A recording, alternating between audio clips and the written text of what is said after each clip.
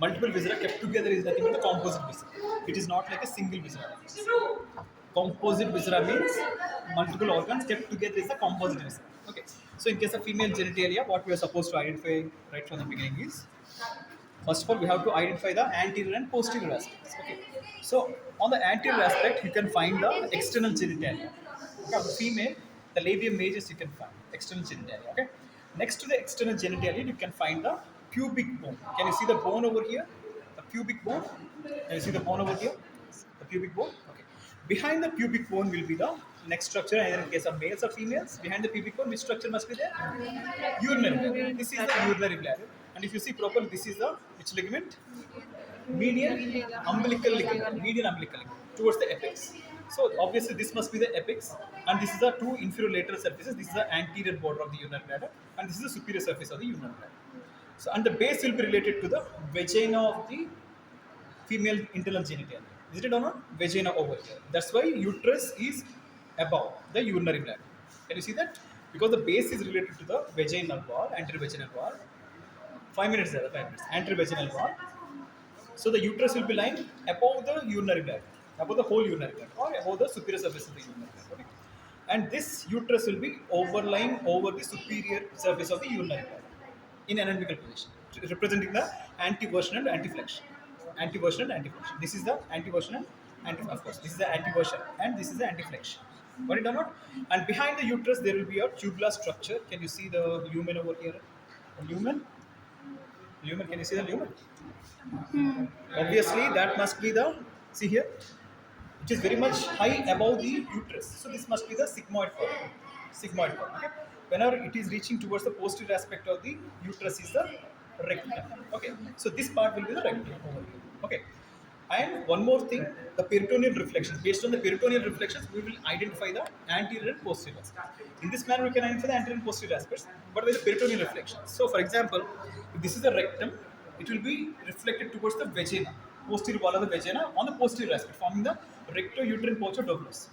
But whenever it overlaps the uterus and comes downwards, it will be reflected from the uterus to the urinary bladder in the manner of recto-vesical pouch. That will be reflected from the isthmus. So uterine body, isthmus, cervix and vagina. So on the posterior aspect it will be reflected to the vagina. But on the anterior aspect it will be reflected from the isthmus over here. Getting it or not? So posteriorly the peritoneal reflection will be below on the uterus and on the anterior aspect it will be above on the uterus. Can you understand? The peritoneum whenever it is coming over here, posterior it will be below. The reflection will be below. And on the anterior aspect it will be a bit above. So this is below and this is above. So this is the posterior aspect, this is the anterior aspect. So now if you see, I'll show you the peritoneal reflections. Now you can identify the anterior and posterior aspect. Okay? This is the body of the uterus. And you can see the peritoneal reflection over here. Okay? And here also you can see the peritoneal reflection over here from the uterus. Right? So among these, which one is the anterior and which one is the posterior? Posterior. This one is the posterior and this is the anterior. You can see the difference now. See here, the peritoneal reflection is from a bit above. And here, if you see the peritoneal reflection is a bit below, comparatively. Can you see that? Right? Can you see that, everybody? Right? Okay. So this is the anterior aspect. This is the posterior aspect. Okay. Now we will see the ligaments. Okay. So in between the tubular structure, sigmoid colon and the rectum, in between the rectum and the uterus, there is a pouch over here. What is that pouch? Recto-uterine pouch of Douglas over here. That will be on either sides will be bounded by means of two ligaments, two false ligaments. Can you see the folds over here? Can you see the folds on either sides of the pouch of Douglas? You can see the folds over here. Can you see the folds? Yes, Those folds are nothing but the recto-uterine folds. So all these three together, the pouch of Douglas and two recto-uterine folds are nothing but the false ligaments of the uterus, because these are the peritoneal folds. But here one thing is, in this fold, below it lies the true ligament. That is in between the junction between the vagina and the uterus till the third sacral vertebra. Getting it or not? In between the uterus and the third sacral vertebra will be two ligaments, nothing but the uterosacral ligaments. Those are the true ligaments. Those will be lying below the false ligaments, like this. For example, my index finger is the uterosacral ligament. That will be lying below these false ligaments, like this. So false ligaments are enclosing the true ligaments over here. Getting it or not? So the false ligaments over here are the recto-uterine folds, but the true ligaments over here are the uterosacral True ligaments. ligaments. Got it or not? Right. So now we will see the okay. So in between the rectum and the uterus, and in between the uterus and the urinary bladder is the rectovesical pouch over here. Rectovesical pouch over here. Got it? Recto-uterine pouch of Douglas. Sorry, sir. Utrovesical pouch. Yeah, yeah. Utrovesical pouch over here. Okay, rectovesical. Sorry, recto-uterine pouch of Douglas and utrovesical pouch over here. Okay, okay, fine. Okay. Now we'll see the female genitalia proper. Okay. So this is the uterus, and you can see this is the fundus. Okay, fundus. Wherever the fundus is separated from the body by means of the fallopian tubes, this is the cornua or lateral angles of the uterus. So this is the lateral angle of the uterus. Okay, so these are the fallopian tubes. Can you see the fallopian tubes? And see properly over here. The fallopian tubes are joining with the ovaries over here. Can you see the ovaries? The fallopian tubes are joining with the ovaries over here.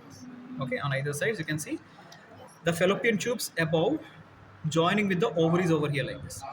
Fallopian tubes coming from the lateral angles joining with the ovaries over here. Ovaries will be posteriorly situated. Okay, again in this manner also you can identify the posterior and anterior aspects. Okay, so fimbria, yeah, but it got cut dry. I can't comment on that without seeing properly. I can't comment on that. Here must be the fimbria. Can you see the finger-like structures? Any? Can you see any finger-like structures? Right? No. Huh? It's okay. Leave it because it is embedded within the peritoneum. You can't see properly. It's okay. No need to identify them. Okay. But you know that fimbria are present next to the ovaries. That much concept is enough. Okay. Okay. So this is the fallopian tube with the ovaries over here. Okay. So in front and below there will be two true ligaments, round ligament of the uterus. So see here, for the fallopian tube at the level of the lateral angle, in front and below you can see round ligament of the uterus over here. Can you see the round ligament? This is the round ligament of the uterus. This is the round ligament of the uterus. In front and below, at the level of the lateral angle, you can see the round ligament of the uterus over here. Can you see the round ligament of the uterus over here? Here also, this is the fallopian tube. In front and below, this is the round ligament. Can you see the round ligament over here? Okay, round ligament. Okay, one more ligament behind and below is the ligament of ovary.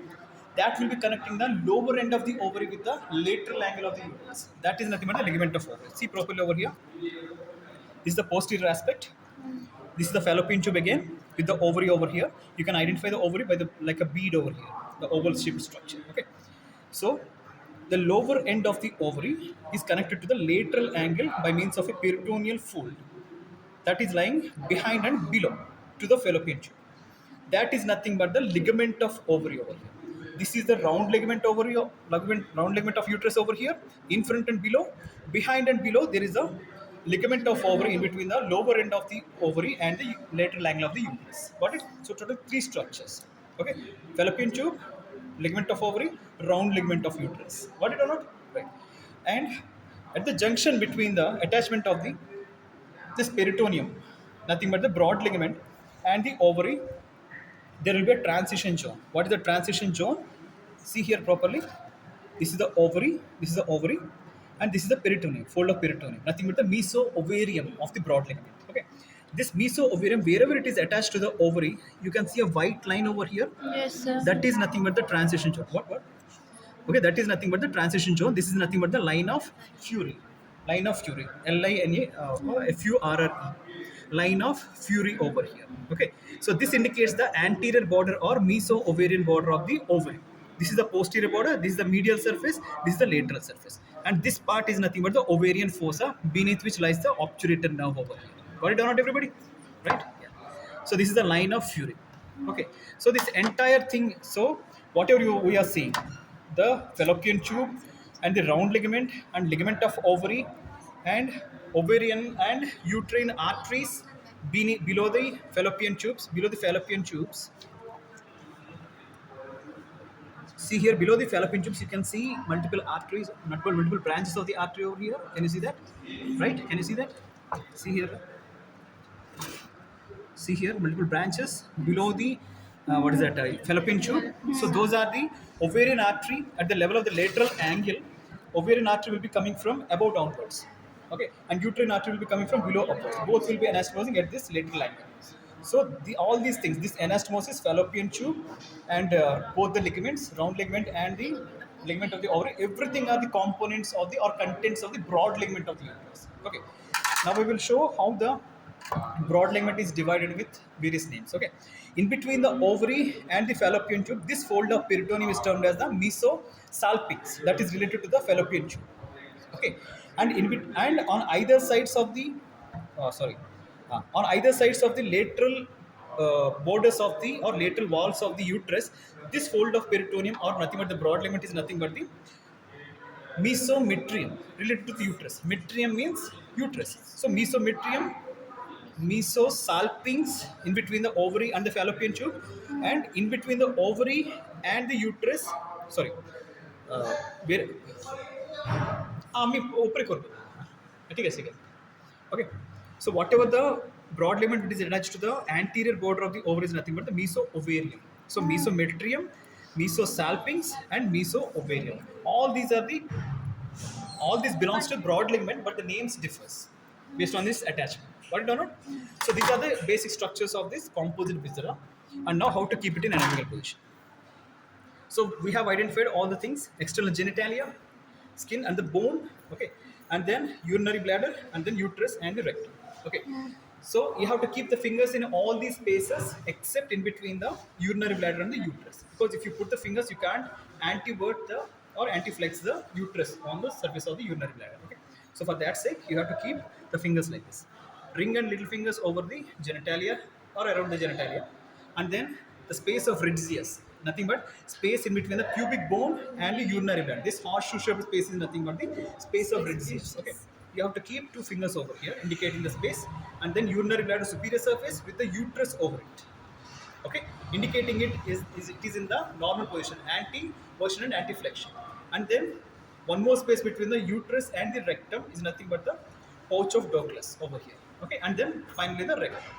Okay, in this manner we have to hold. So two fingers in front, in the space of Ridgius, nothing but in between the pubic bone and the urinary bladder, two more fingers, and the urinary bladder and the uterus will be together without any finger in between them. And behind the uterus and the rectum, two more fingers indicating the pouch of Douglas, and then behind the rectum supporting it, and of course the entire thing. That's all. So, and this pubic bone should be directed downwards, obliquely downwards, forward and downwards. Okay. So this is the entire composite viscera anatomical position. Got it or not, everybody? Okay. Here. Okay. That's all. End of the session. Over.